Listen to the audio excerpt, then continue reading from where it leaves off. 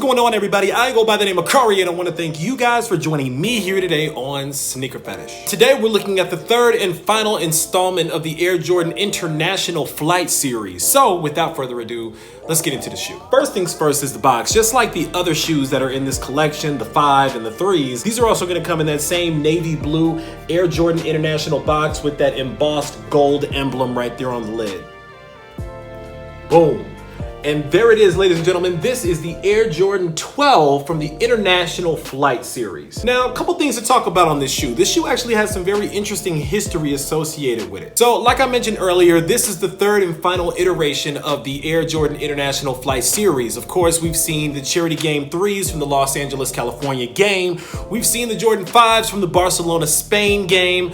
And today, we're on our way to Tokyo, Japan with these. So, the year is 1996. The date is September the 12th, and Michael Jordan has come fresh off of their infamous 72-10 season, and him and some other very famous basketball players like Michael Finley, Charles Barkley, and others went over to Tokyo, Japan to put on an exhibition. While they did that exhibition, they participated in a number of games just for fun, including a game with some Japanese sumo wrestlers. And that's where a lot of the detail from this shoe actually comes from, is from the sumo wrestlers that Michael Jordan went up against. Fun fact, Michael Finley, who also balled with Jordan in those games, mentioned that Michael Jordan told them before the game started, "I don't lose to anybody. Sumo wrestlers, charity, whoever it is, I don't lose a game." Another fun fact, Michael Finley also went on to become one of the first signed Jordan brand athletes. But enough about that, let's get into the shoe itself. First things first, you see this navy blue upper here, and you see this really nice design that looks like clouds going all the way down the upper. You even get the clouds right here on the toe box. The material on the toe box, by the way, is a really nice nubuck material.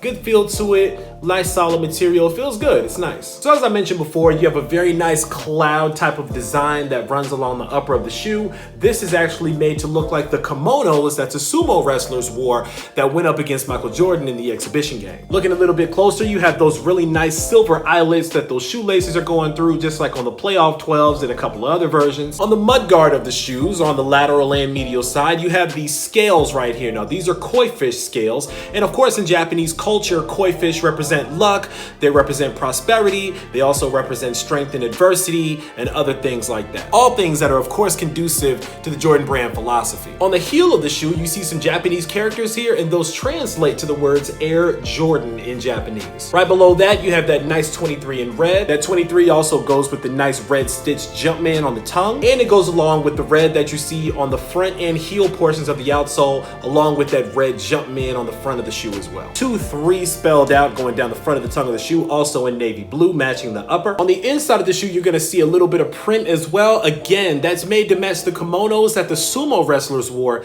that went up against Michael Jordan. And that's pretty much it. Tell me what you guys think about the Air Jordan 12 International Flight. Is this one that you're looking to round out your collection? Did you grab the 3s and the 5s? Did you grab any of those out of the collection, or did you pass? Why or why not? Sound off down below in the comments and let me know. I think this is probably the second best shoe out of this collection. I like the 3s first. The main reason why I like the 3s, not just because I like the silhouette a little bit more, but because you got the Michael Jordan signature going down the side of the tongue, and I thought that was kind of fly. This is my second favorite though. It's a good looking shoe, but honestly, with the designs going on it and the colors, it will be a little bit more difficult for me to match up with a lot of stuff that I normally wear on a regular basis, because I don't wear a lot of stuff that goes with navy blue. But the way that you dress it up might be a little bit different, and this might be the wave for you. But it is still a pickup for me, and the main reason is because of the history of the shoe as well. I feel like a lot of times in sneakers, we're not really paying attention to the history of the sneaker or the stories behind it. Everybody seems to just care about if it's gonna sell for a lot of money on StockX or not, and if it is,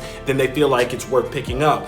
Jordan Brand is really trying to capture the history, not just behind Michael Jordan's career on the court, but also off the court, and doing some other things that we may not have known about, and tying those stories into new colorways and new iterations of these retros. And I gotta tip my hat to Jordan Brand for that, because it's not easy to keep a brand alive for a player that's been off the court for as many years as Michael Jordan has. But somehow there's so many stories and there's so much history that goes with Michael Jordan in his career. They keep coming up with stuff like this, and it's pretty impressive to me. I won't lie about that. But like I said, give me your opinions down below. Let me know what you think of this one. As always, I want to thank you guys for joining me here today on Sneaker Fetish.